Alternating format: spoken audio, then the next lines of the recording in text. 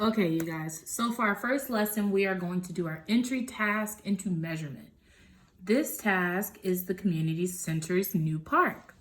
The Sequoia Community Center decides to convert the parking lot in front of their building into a park.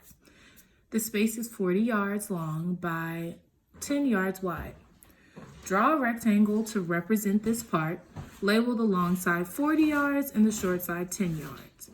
So we drew this rectangle and we labeled the long side 40 yards and the short side 10 yards. And down here it tells us, this is very important, it tells us that 1 yard is equal to 3 feet. Okay, so we know for every 1 yard we have, that's going to be 3 feet. Think about my yard ruler in the classroom that I use to turn on the projector. That 1 yardstick has 3 rulers inside of it. So it has 3 feet inside of it. Okay, so now let's move on to question 2. What are the dimensions of this park in feet? Show how you know. So we are going to go from yards to feet. And a yardstick, think about my yardstick in the classroom. My yardstick in the classroom is bigger than a ruler. So 1 yard is bigger than 1 foot, okay? So when we're going from bigger measurements like yards to smaller measurements like feet, we're going to multiply. So if you have a notebook, let's write that down. Let's write when you convert from bigger measurements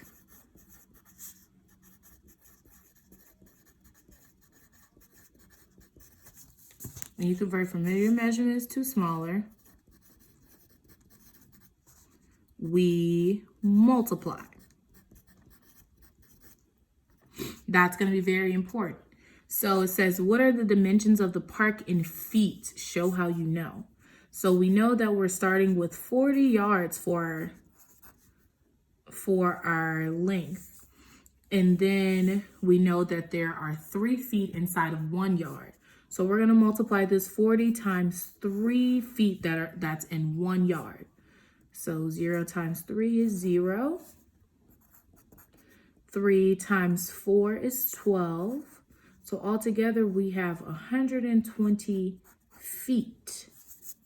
Okay, and width, we have 10 yards for the width times 3 feet, because remember there are 3 feet in every 1 yard. And we know that 10 times 3 is 30 feet. Okay, our next question says, what is the area of this park in square yards? Show how you know. So we know that we're going back to yards, so that's back with what we started with 40 yards and 10 yards. And we know our formula for area equals length times width. And our length is 40 yards, and our width is 10 yards. So if we remember zero, the bully that we learned, we know that the number of zeros in the problem tell you how many zeros are in the answer. And then we're going to multiply the whole numbers. 4 times 1, which is 4. So 40 times 10 equals 400 yards. We know this because we multiply to get the answer. Okay, now let's move on to the second page. It says, what is the area of the park in square feet? Aha, how do you know? So now we still know, we still know that area equals length times width, but now we're doing it in feet, and we've already done it in feet, and we know that the length is 120 feet and the width is 30 feet. So this time we're going to do 120 feet times 30 feet. Okay, so the first thing we're going to do is we're going to multiply across. 0, we're going to bring our 0 down. We're going to bring 2 zeros down because there are 2. And then we're going to do 12 times 3. 12 times 3. 12 and 12 is 24. And one more 12 is 36.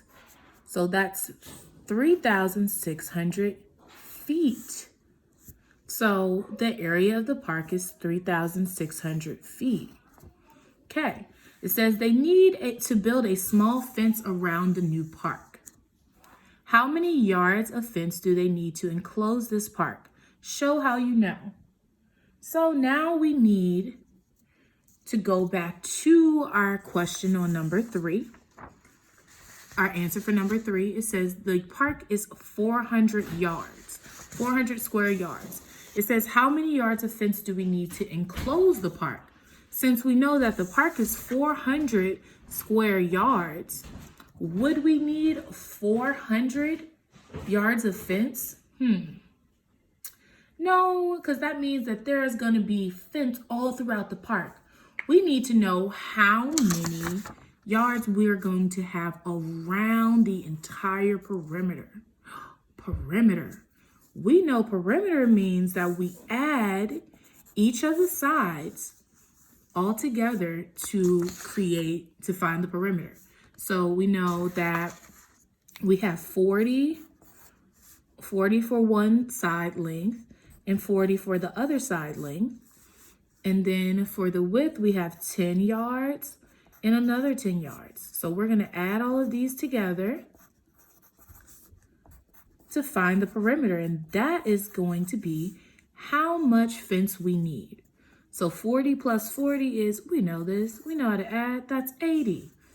And 10 plus 10 is 20. So we have 80 yards plus 20 yards of fence.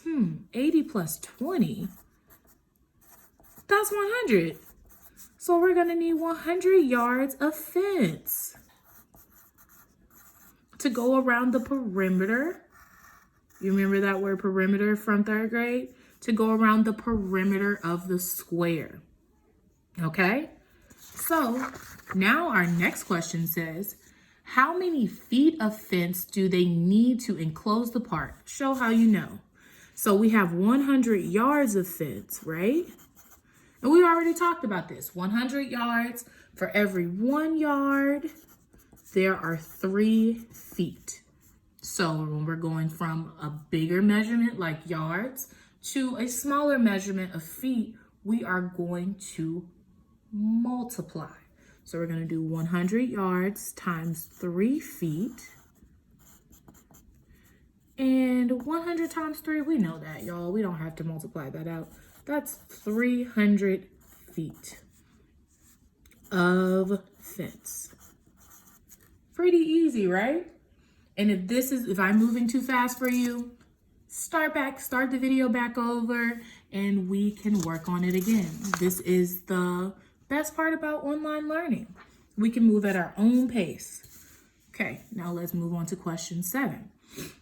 They want to buy grass seed to plant it in this new park. A bag of grass seed covers 8 square feet. Are 8 square feet equal to 1 square yard?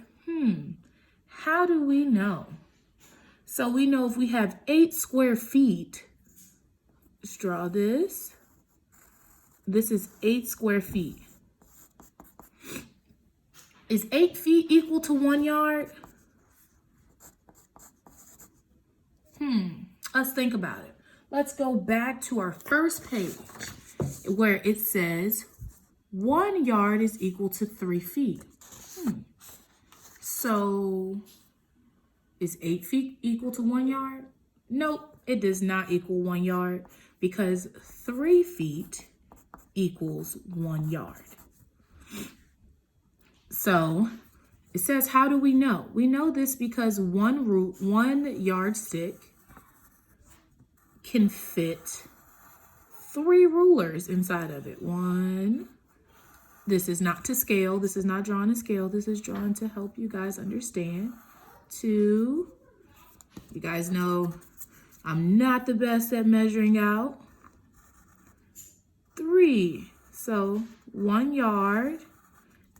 So this is 1 yard is equal to 1, 2, 3 feet.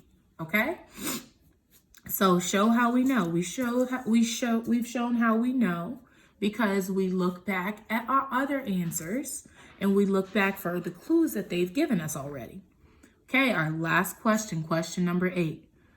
If the entire area of this new park will be covered in grass, how many bags of grass seed should they buy? Show how you know. Okay, it says 1 bag covers 8 square feet. Now let's go back because we need to figure out how many feet we need to cover. So let's go back here. 3,160 feet in the park. So we need to have 3,600. I think I just read that number wrong. The number is 3,600 feet. I'm sorry, you guys. I still make mistakes even on video. So 3,600 feet. And 1 bag, we know 1 bag is equal to 8 feet. So we have 1 bag and that's equal to 8 feet, right? And then we need to get 3,600 feet. That's a lot of feet. So we need to figure out how many bags. So 1 bag equals 8 feet, but we need 3,600 feet. So we are going to divide 3,600 divided by 8, and that's going to tell us how many bags we need. We're not going to multiply because we don't need to get more bags. We need to figure out how many bags we need based on the amount of feet we already have. So 8 goes into 3. No. Does 8 go into 36? Yes. Let's count how many times. 8, 16, 24, 32, 36. So it only goes in 4 times. It goes in 4 times. 4 times 8 is 32. Okay, 36 minus 32 equals 4. Let's bring down our 0. 40. 8 goes into 40. Let's count. 8, 16, 24, 32, 40. That's 5 times. And 5 times 8 is, we already know this, 40. 40 minus 40 is 0. Then we're going to bring down our 0. We can't do anything with it, so we're just going to put it up here. Okay, and there's no remainder. But how do I know if my answer is correct? Am I just going to think that's my correct answer? No, I'm going to check my answer with multiplication. I'm going to do 450, which is my answer, times 8. Now let's check and see if our answer is correct. 8 times 0 is 0. 8 times 5 is 40. Don't forget to carry your 4. 8 times 4 is 32. Plus 4 more is 36. And that is the answer I started with. That is the answer I started with. So that means that is correct. So 450 is my answer. But my answer isn't complete until I tell what does this 450 mean. The question asks, how many bags, let's underline it, how many bags of grass seed should they buy? So we know our answer is 450, so they need 450 bags of grass seed. Okay, that wasn't that difficult, you guys, was it? Okay, so now what you're gonna do is you're gonna have a couple practice problems. Go ahead back to Google Classroom. First, before you start your practice problems, I want you to go back to where you found this video and mark it as complete to let me know that you've watched this video. See you guys next time.